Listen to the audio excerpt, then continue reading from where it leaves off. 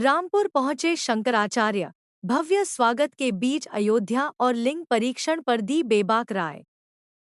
Rampur, UP. Rampur आगमन पर श्रद्धालुओं ने शंकराचार्य का फूलमालाओं से भव्य स्वागत किया। इसके बाद आयोजित प्रेस वार्ता में उन्होंने सनातन संस्कृति और नैतिक मूल्यों पर जोर देते हुए अयोध्या और लिंग परीक्षण, जेंडर टेस्ट जैसे गंभीर मुद्दों पर अपनी स्पष्ट राय रखी। उन्होंने लोगों से सामाजिक सौहार्द और धार्मिक मर्यादा बनाए रखने की अपील की। कार्यक्रम के दौरान सुरक्षा के कड़े इंतजाम रहे।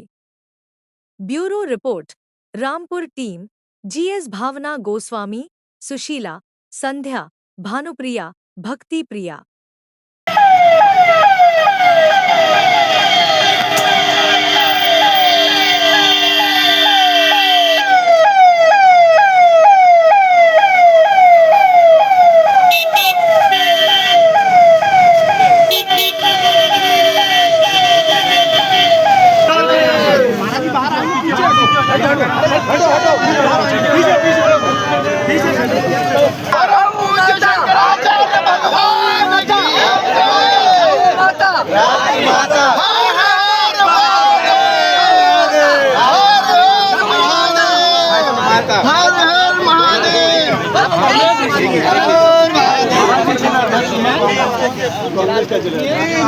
रिक्कू पंडित ये हाँ ये अरे काम भाई क्या करो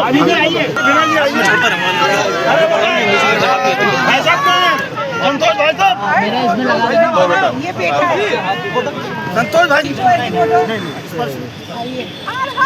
महादेव हर हर हर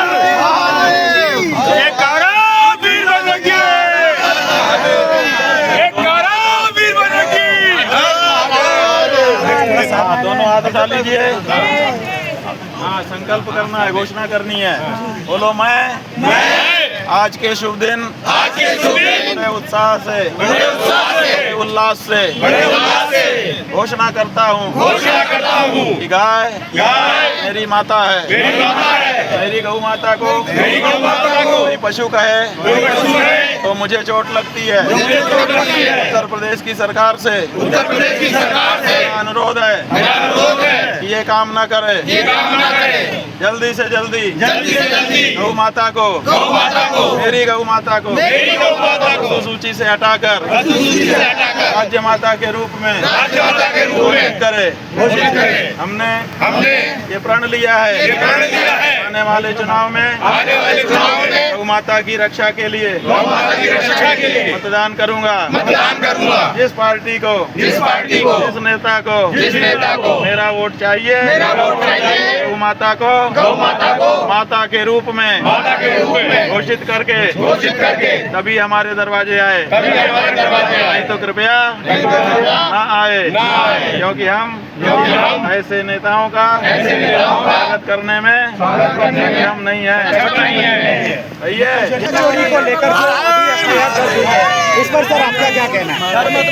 नमो पार्वती पते अष्टमूर्ति भगवान की जय। भाई थोड़ा सा बंधु जी सर पूछिए, अब क्या पूछना है? पूछना यह है कि देश में नहीं बल्कि पूरे विश्व में चंदा चोरी को लेकर भगवान श्री राम जन्मभूमि पर जो चंदा चोरी का प्रकरण हुआ है उसमें इतने दिन के बाद एफआईआर दर्ज हुई है और अभी तक उसमें कोई बड़ा निर्णय सामने नहीं आया। ऐसा है कि केवल चंदा चोरी का मामला थोड़ा है। यहाँ तो रजिस्ट्री में चोरी है, यहाँ तो निर्माण के परचेज में कमीशन है, यहाँ तो चढ़ावे में चोरी है, यहाँ तो चंदे में चोरी है, यहाँ तो चोरी ही चोरी है। तो केवल आप चढ़ावे की चोरी, चंदे की चोरी के ही केवल की बात क्यों नहीं कर रहे हैं? सब बात करिए और एक समेकित जांच करवाइए ताकि दूध का दूध पानी का पानी हो सके। कम से कम राम जी के दरबार में ये सब जो हो रहा है ये नहीं होना चाहिए। विश्वास खत्म हो जाएगा हिंदुओं का। आपने जो कमेटी अपने विश्वस्तों की बनाई, धर्माचार्यों को हटा करके, मुकदमा जीतने वाले पक्षकारों को हटा करके अब उस विश्वस्त कमेटी का काम लोगों को दिखाई देने लग गया है। आपने पहले से ही शंकराचार्यों को, धर्माचार्यों को क्यों हटाया था? इसीलिए तो हटाया था, इसीलिए तो अपने विश्वस्त लोगों को रखा था कि जो मन चाहे वो आप कर सकें।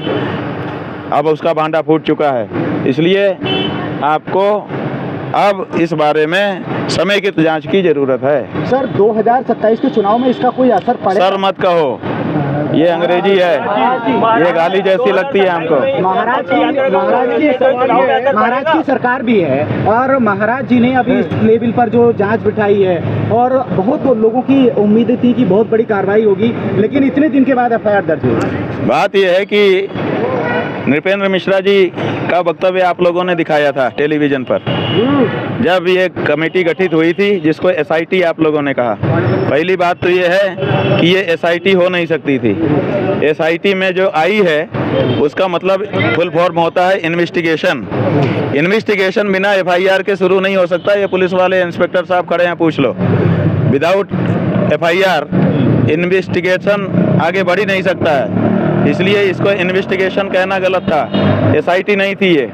दूसरी बात ये है कि आपने कहा, नृपेंद्र मिश्रा जी ने कहा कि एसआईटी का गठन कर दिया गया है, योगी जी के निर्देशन में वो जांच करेगी। तो ये बताइए कि कोई भी कमेटी जो जांच के लिए बनाई जाती है, क्या वो किसी के निर्देशन में काम करती है?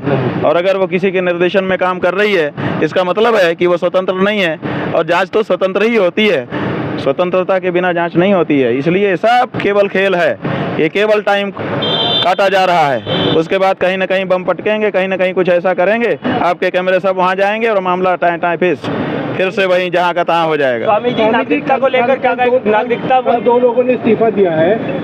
बात यह है कि 2 लोगों ने इस्तीफा दिया।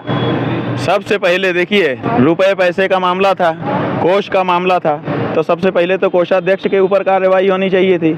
कोषाध्यक्ष का तो आप लोग नाम भी नहीं ले रहे हो, क्यों? क्योंकि वो प्रधानमंत्री को चम्मच से चरणोदक पिलाता है और फिर प्रधानमंत्री का जूठा चम्मच अपने हाथ में लेकर के वापस जाता है, माने जूठा उठाता है वो प्रधानमंत्री का, इसलिए उसका तो नाम भी नहीं ले रहे हो आप लोग।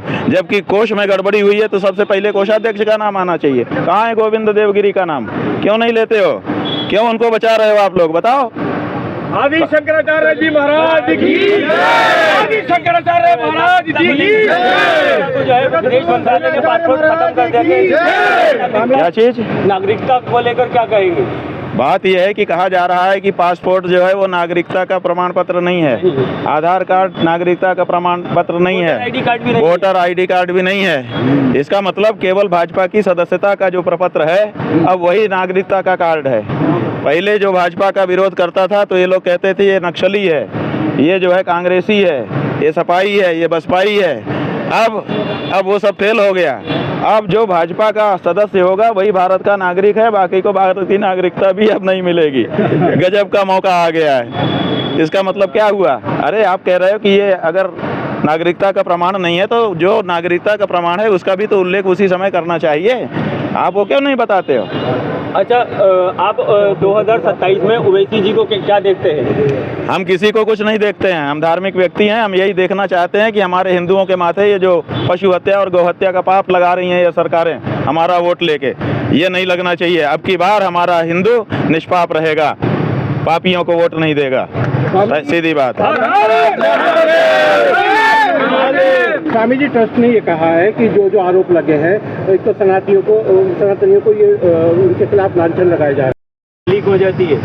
बात यह है कि नीट की परीक्षा लीक हो गई, लीक हो सकती है, नहीं हो सकती है, ऐसी क्या बात है? कहीं भी गड़बड़ी हो सकती है, लेकिन जो प्रोडक्ट फेल निकल जाता है कंपनी मुआवजा देती है, तो इसलिए विद्यार्थियों को मुआवजा देना चाहिए। जितनी फीस आपने जमा कराई थी उसका अमुक गुना बना करके हर विद्यार्थी को वापस करो। पहले तो मुआवजा दो, उसके बाद बाकी बात होगी, उसके बाद लीक करो। हम फार्म भरेंगे, हमारा लीक करो, 10-15 गुना हमें वापस करो, तब तो ठीक है। अब आप हमारा पैसा फीस का जमा कर लेते हैं और लीक करवा करके जब्त कर लेते हैं, तो ये तो हमारे ऊपर अन्याय है। इसलिए हर विद्यार्थी को जो नीट परीक्षा में बैठा था लाखों, देखिए रामपुर वाले तो रामपुर वाले हैं। राम का मतलब समझते हो जी? राम का मतलब क्या होता है? राम का मतलब ये होता है कि अग्नि परीक्षा के बाद भी अगर कोई प्रश्न चिन्ह उठा दे तो राम उसका भी जवाब देने के लिए, त्याग करने के लिए तैयार रहते हैं। ये राम, उस रामकापुर इस रामपुर को बनाओ तब तो सही है। और अगर इस रामकापुर बना दिया कि राम के नाम पे कमाना खाना, तो भैया ऐसा रामपुर मत बनाना। तो अच्छा कुछ और पुर बना दो। रामपुर से जो आवाज है अयोध्या के राम तक, रामपुर से अयोध्या के राम तक आवाज जा रही है, बिल्कुल जा रही है। आखिर अयोध्या के राम के नाम पर ही तो कभी ये रामपुर का नाम रामपुर पड़ा है। इसलिए ये रामपुर के निवासियों को अयोध्या के राम के बारे में बहुत सजग होकर के अपनी आवाज़ बुलंद करके उठानी चाहिए, बिल्कुल हिचकना नहीं चाहिए। धर्म के मामले में जो व्यक्ति खड़े होकर के आवाज़ उठाता है, आवाज़ उठाने का उसको बहुत बड़ा पुण्य होता है।